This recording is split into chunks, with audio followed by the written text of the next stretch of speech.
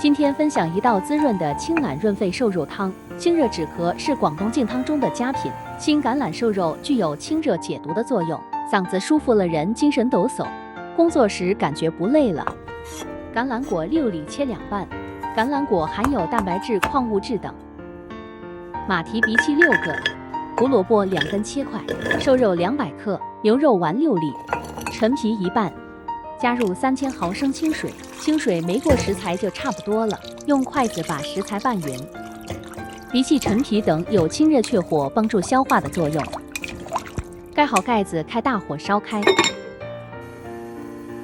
烧开后，用汤勺搅拌均匀，转为中小火熬煮30分钟，青橄榄胡萝卜汤就好了。常喝有助预防感冒发烧。30分钟时间到了，加入少许食盐调味，味道清甜可口，大人小孩都很喜欢喝。橄榄果肉含有维生素 C， 是桃和梨的5倍，清肺利咽、生津止渴解毒。橄榄果含有一定的鞣酸，能够改善心肺功能，对于血压能够起到调节、控制、改善头晕症状。喝了3天，人精神多了。